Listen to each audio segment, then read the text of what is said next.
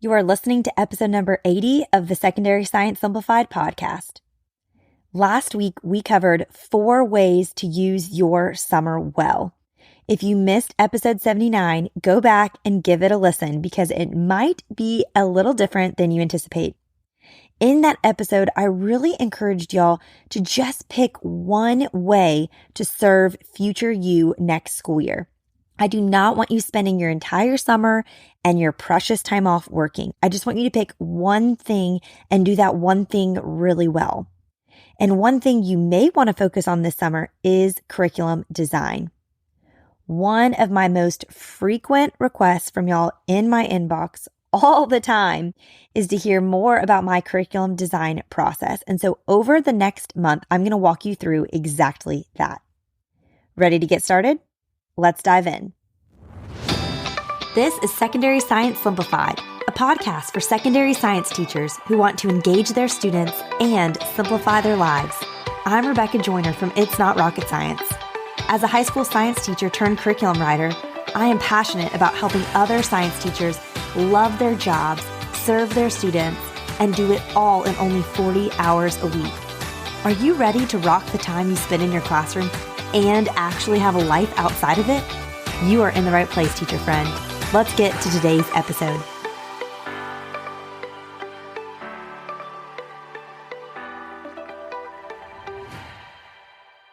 All right, we are now entering a mini series within the greater series of our summer podcast, PD Party. And that is our little mini series over the course of the month of July, all about curriculum design. The goal for this mini series is that at the end of July, you will have knocked out writing a curriculum for one of your entire preps. Okay? So I first want to clarify what this series is going to be for and what it's not going to be for, just to manage expectations right off the bat. So this series is going to be for teaching you how to write or curate a curriculum for a prep you don't have anything for. And I say write or curate because you are a teacher. That does not mean you are a curriculum writer, and that is okay. I think oftentimes we think teacher and curriculum writer are synonymous, and they are really two entirely different roles. You can be an excellent teacher and not an excellent curriculum writer, and that's 100% okay. Some of you, though, are going to have a more natural inclination to writing curriculum straight up from scratch. That's great. I'm the same. I love it. Obviously, this is now like my new kind of path in life is writing curriculum, and I love it. But for others of you, this is going to look more like designing your curriculum is going to look more like curating a curriculum, pulling different pieces together from different sources to use in your classroom with your students. So what we're going to do is over the next 5 weeks, we are going to cover 5 parts of the process. I've divided my overall process into 5 pieces. And so we're going to eat this like you would eat an elephant. We're going to bite it off one bite at a time. And so what you're going to see is every Monday in the month of July, we'll have an episode where we'll kind of go over a part of the process. And then on Thursday, we're actually going to have a double episode each week, the month of July. Thursday is going to just kind of be an extra supportive episode. You know, if you're kind of taking the action steps from the Monday episodes, but you kind of need a little bit more support, maybe more examples, more context, that Thursday episode is going to support you there in that. Now, I want to be clear what this is not. This series is not going to give you the what, okay? If you're like looking to listen to this series and have every single thing done for you, that's not what this is going to be about. If you want ready-made, already done for you curricula, I have that for you for biology, physical science, anatomy, and chemistry, which is coming soon. So if that's something you want, you can check the links in the show notes. Instead, I'm going to be teaching you how. So many of you have been incredibly supportive of It's Not Rocket Science resources over the years. And you're always asking for what the next curriculum will be. And each curriculum takes me over a year to write. And then I usually need like a year to recover and work on smaller projects before I'm even ready to kind of think about maybe writing another one. So I know that pace doesn't work for a lot of you because you teach a lot of other subjects than what I have curriculum for. And so you've asked kind of, how can I write something that kind of models your process to use for my other preps? And so I'm doing this series for you to serve you. And so I hope it helps. I will say too, I am not going to teach you how to write curriculum for commercial use. So everything I'm sharing with you is just so you can use it with your students in your classroom. This is not going to be kosher for taking this process and then creating a curriculum to sell. There's so much more that goes into that. So I'm not even going to get into all of like the different legal things and copyright issues and warnings and all of that. You don't need to worry about it if you're just curating and designing curriculum for you and your students. You just need to worry about it if you're going to try to take this and then run with this and sell it. It's a whole different ballgame. And that's not what this is about. And that's not who this is going to serve. So I just want to make that clear. If you're like, sweet, I'm going to learn how to do this and then start my own, resource shop, you need to go find like someone who coaches teacherpreneurs, because that is not me. I'm here just for you teachers and trying to serve you where you are. Okay. So here's how to best use this series to achieve your goals. And then we're going to dive into part 1. So I think the best way to use this series over the next few weeks is to pick a prep that you have nothing for. Maybe you just found out you're teaching forensics for the first time. This would be a great prep to focus on. Or if you're like, I'm not teaching anything new, pick the subject where you're like, I have the worst curriculum for this, or I just don't like this. Like, I really don't enjoy teaching this. I think that is going to be the best choice for you, because what we're going to do is we're going to walk through this process of making your curriculum, whether it's non-existent or it exists, but you don't like it. We're going to make it cohesive, aligned, creative, and most of all, we're going to make it effective, because that's what It's Not Rocket Science curriculum is. It's all of those things. So I'm going to teach you how to do that in your own classroom. So I recommend listening to each episode on Monday when it comes out. So if you aren't already following the podcast, I would do that wherever you like to listen to podcasts. That way it'll automatically pop up into your player every Monday morning, because at the end of each episode, it's going to be really specific action steps for you to take. And you're going to want some time to do that, particularly before the Thursday episode, because then on Thursday, we'll have this extra episode each week. And it's really going to help those of you who feel stuck or just kind of need further motivation, or who kind of have gotten started and kind of want to give a second glance, another round of edits over what you've done so far. So if you kind of keep with that pace, it's going to keep you going so that you can complete this by the end of July in really manageable chunks. All right. So let's do part 1 of my curriculum design process. And that is strategize your sequence. I want you to think about your scope and sequence strategically. Okay, I think one of the pitfalls we often fall in as teachers is we're so overwhelmed because we have so much on our plates. And so what happens is we end up just making one lesson plan at a time, or maybe 1 week of lesson plans at a time. Or, if you're really feeling on your game, you're doing a unit at a time. But even still, when you are working in that method, you're not really thinking about your curriculum and your year as a whole. And I know, again, this is not a shot at you. We've all been there. We've all done it. Literally, when I was teaching AP Bio and it was thrown on as my 5th prep and I taught it for the first time, I was lucky to be like a week ahead in knowing what we were doing. So I get it.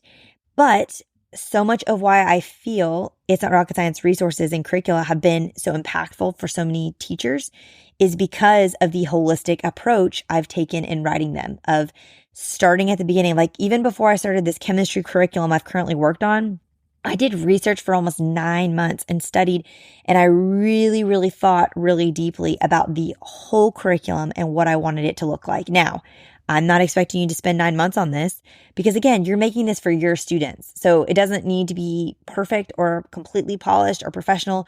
You need to write this to serve your students. Whereas I'm writing curriculum to try to serve as many teachers and as many students as possible. So I got to think a little bit harder on how I approach that, but you get to just think about what's best for you and your students. And so the way that I want you to strategize your sequence and to really think about it strategically is by thinking through 10 questions.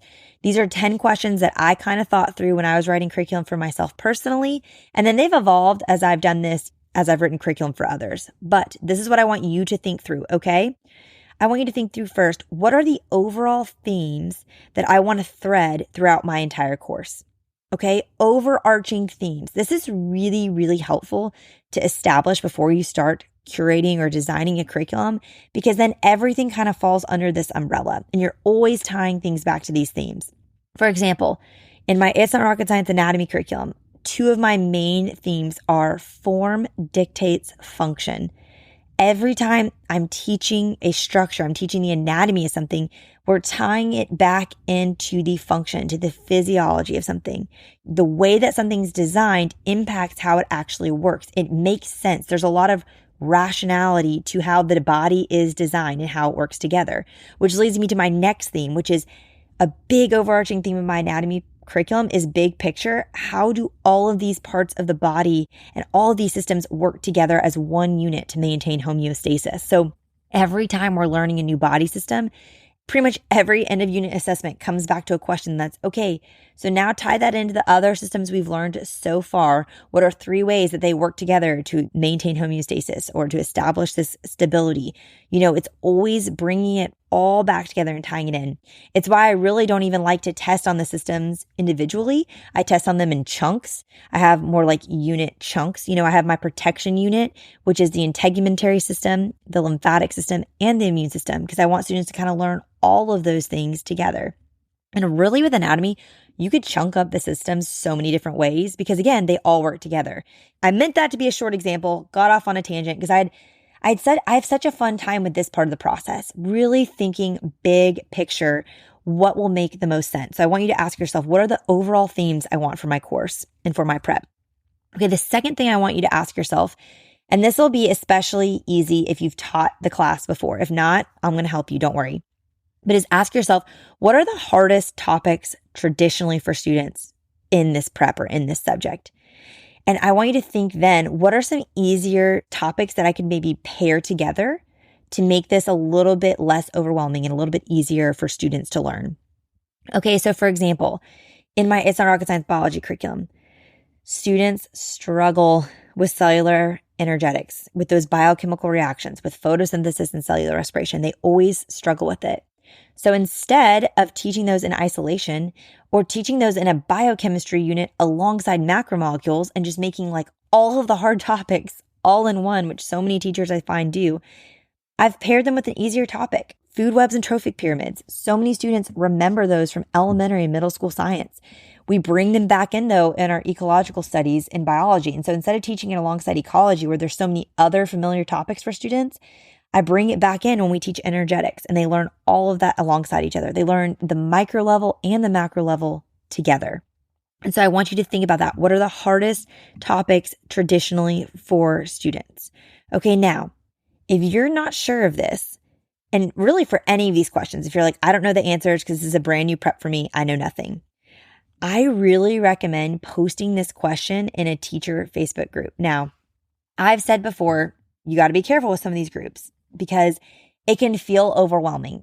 A lot of people in these Facebook groups have been teaching these subjects for, 5, 10, 15, 20 years. So they're going above and beyond what you need to do. I found especially intimidated. I was especially intimidated in the National AP Bio Teacher Facebook group because people were doing these things and I felt so behind and I felt so ill-equipped. I did not feel like I was smart enough to teach this course, okay, from being in that group. So I do want to give you a warning on that, but I do think they are also great resources, especially if you're in a small school or a small district and you don't have other people who teach your subject that you can connect to and ask these questions of. But you can ask, say, hey, I'm going to be new teaching forensics this year. What are the subjects or the topics or the concepts that students tend to struggle with the most? What are the ones they tend to find the easiest? And kind of pull the people there. This is something I did when I started researching for my chemistry curriculum. I sent out a survey just to my email list. And I got such great feedback. So I really encourage you to ask this question, especially if you don't already know the answer. And think about that when you're thinking about your sequence. What hard topics can I pair with easier ones? Okay, the third question I want you to ask is, what are the hardest times of year for me personally as a teacher? Okay, so this could be based on seasons with your family, like all of your kids play fall sports. So fall is a really hard time because every day after school, you're running around like a chicken with your head cut off, going to 20 practices and games, okay? Or for me personally, January has always been a hard time. I feel like I get so unplugged over winter break.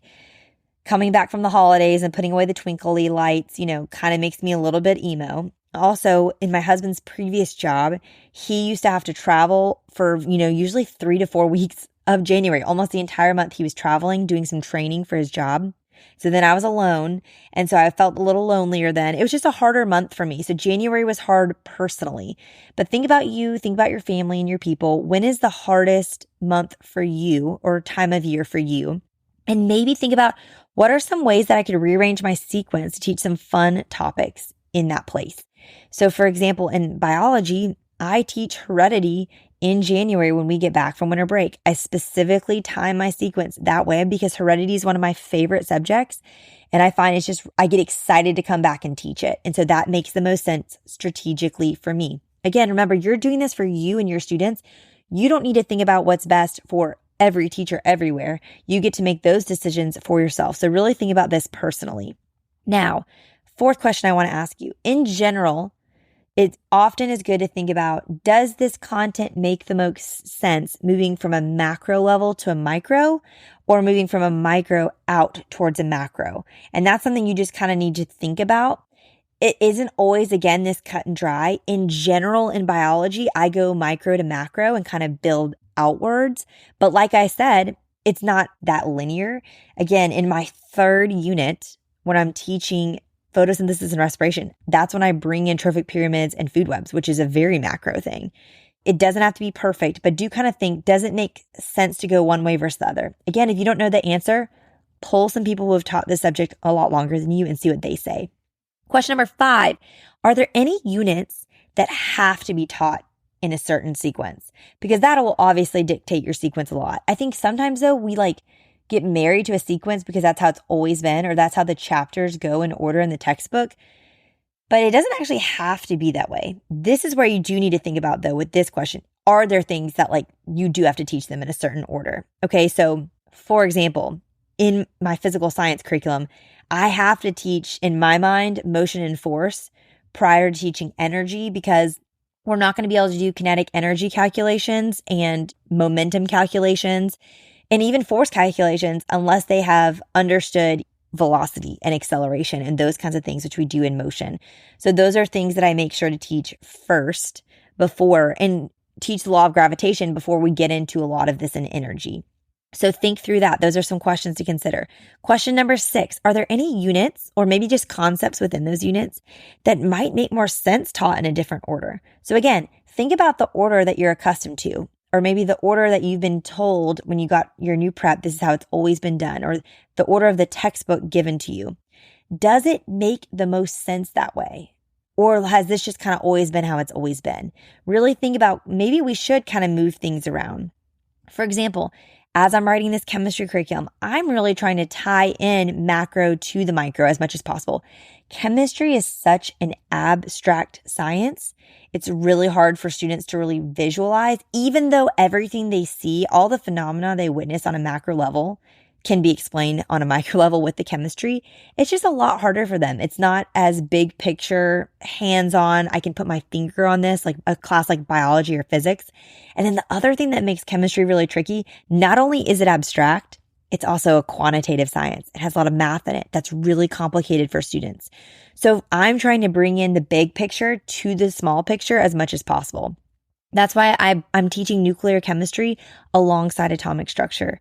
I'm teaching intermolecular forces alongside intramolecular forces or chemical bonds. I want them to see how these things are held together on a chemical bond level within the molecule, how that influences their intermolecular forces between different molecules, and then how that creates these properties that we actually see in these compounds. So I'm trying to pair the macro with the micro. Again, I'm not saying this is best for you, but this is what I found is best for me and from my research. So these are the questions I want you to ask yourself. Okay, number 7, I want you to ask yourself, what units best lend themselves to spring weather and getting students outside? I've talked about this on the podcast before. And this isn't the most important question of these 10. I would say this is probably the least important, especially for those of you who, kind of have harsh weather all year round. But if you live somewhere like I do, where we get some really, really mild springs and even mild falls, I really just like to think, okay, are there certain units where we can do some things outside? Again, if you're teaching, there's certain preps you might be teaching where this like doesn't matter. But like if you're teaching a biology or if you're teaching even like a physics and there's some demos and cool things you can do outside, you might want to be strategic about what units you put when so that you can do those things outside. In my biology curriculum, I like to save ecology for the end of the year because we do a lot of outdoor things in ecology. I like students to make a lot of observations about the ecosystem that they live in. With physical science, I do motion and force at the beginning of the year because I have this lab where students go outside and they run on the football field and they collect data. And that's really fun to do in the fall because it's still pretty mild where I live. And again, the football field is all painted up for Friday night football games. Whereas in the spring, the football field becomes a soccer field where I live. And then we can't do the lab and use the 10-yard markers like we do in football. So these are things I've been strategic about. So maybe ask yourself, are there certain topics or certain activities I've always wanted to do, but the weather hasn't been well suited for it? And try to consider the weather as you do that. Okay, 3 more. Thanks for hanging in with me. I feel like this is one of those things where I was like, I'm going to make this so short and manageable. And then as I get going, I get so excited and I give you more than you probably bargained for. So hang in there with me. Good news is this week, this is June when this is airing, so there won't be a double episode this week. So you have all this week to digest this. Next week, we'll dive into double episodes, okay? All right, so last 3 questions for you. I want you to ask yourself, what units naturally have some fun projects in them that would be great for ending the year with? Again, this is something I like doing projects at the end of the year. I feel like by the end of the year, my classroom management is really down. I have a great rapport with students.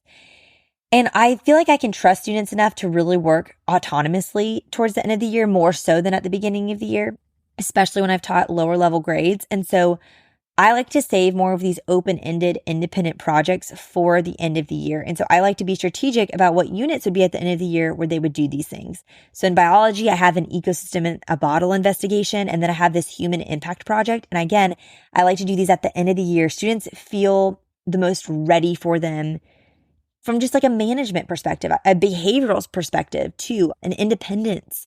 They're more ready for these at the end of the year. And then the other thing I will say too, which I hate to even say this, but just from a practical standpoint, if you kind of save these projects for the end of the year and then you start running behind, you can cut these projects out and then regain some time. So I like to build in time at the end of the year for these projects that will take a week or so. Or my ecosystem in a bottle is really like a month-long thing, but it's only a little bit every day. I like to save these though, because then worst case scenario, where I live, we have hurricanes. We've had years where we're out of school for 2 or 3 weeks because of flooding from hurricanes. Okay, but then if I need to regain that time at the end of the year, because I've saved in some space for projects, it's a lot easier to cut out. So I like to think about that when I'm considering my sequence. Number 9, I also want you to ask yourself which unit in my course or prep kind of best ties all of the other units together. And then I would urge you to maybe consider making this your starting unit or making it your ending unit. I think you can kind of do it either way and it can be successful. So maybe you're going to start off with this and this is going to set the stage, and then everything else, you're going to refer back to it the whole entire year. Or the opposite, maybe you're going to put something at the end of the year and then you're going to kind of use that to kind of wrap up and review every other topic that you've done. In my anatomy curriculum, I love to do this with reproduction. I think reproduction is great to end the year with because it's kind of a salacious topic and the students have a lot of questions. It's also kind of a spicy topic, and I like to have developed a relationship with students when I start talking about genitalia with them. It just feels like it goes over a lot easier. It also really grabs their attention because it's kind of a intriguing way to end the year. But most of all, circling back to this question, I like it because it's really cool. At this point, they've learned all the other body systems. And so then as we're talking about how a fetus develops in the womb, you can talk about how each of the systems are developed and then how the fetus starts using these systems in the womb versus how they kind of utilize the mother's body systems. It's really, really fascinating. And you can get into a lot of interesting discussions there. So I love to use it to wrap up the year. Whereas when I taught AP Bio, I actually used evolution at the beginning of the year. In my biology 1 class, I used it at the end, kind of wrap things up. In AP Bio, I used it at the beginning. They'd already kind of had the basics from biology 1, but I kind of switched it up and said, let's start with evolution and then let's tie everything back to it. So I think it can go either way, but really think about the most unifying unit you have and choose whether or not it would be best first or last. Okay, and speaking of last, we made it to our 10th and final question. And so the last thing I want you to consider is just overall, is the sequence I've been using, if you've taught this before, really effective? Or are there changes I can make to improve it? I just think so often we settle for what's always been done. But if you think through the previous 9 questions, there might be a better way. Okay, now, I know you're already thinking, but I co-teach, Rebecca. Like I'm one of 4 biology teachers or whatever. I want to ask you, could you meet with your coworkers this summer and discuss changing the sequence now for next year? Okay, could you be like, hey, let's all meet for lunch. Let's all meet for coffee. Could you send them this podcast episode, have them listen to it, and then let's all discuss it and just think about it. You're not saying let's make drastic changes. You're just saying, hey, these are 10 questions I've been thinking of. Do you want to talk through them and see if there's something we could do better? Now, another thing you might be saying is, well, what if we have a district mandated sequence, Rebecca, and a pacing guide, and we have to keep it? Like, I know that's the case for some of you, especially those of you in big districts. You've got 14, 15 high schools. Sometimes those larger districts, they really mandate the pacing guides because you have a lot of students that are transient and switching schools a lot. And so your district's trying to make it as seamless as possible for those students. Okay, I get that. My first question would be, how mandated is mandated?